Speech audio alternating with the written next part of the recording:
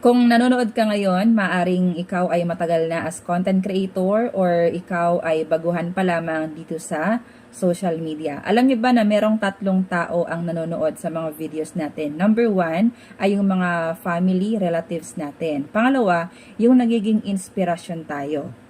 Relate ka ba? At ang pangatlo, ito yung mga tao na nanonood sa mga videos natin na hinihintay nila na magkamali tayo.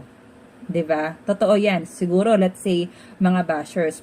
Pero sa akin naman mga Ludino, yung mga bashers ko, yung mga sinasabi nila no mga last month pa yon. Tinatawanan ko lang, parang wala lang sa akin. So at this point, dapat magiging bingi ka sa sasabihin ng ibang tao.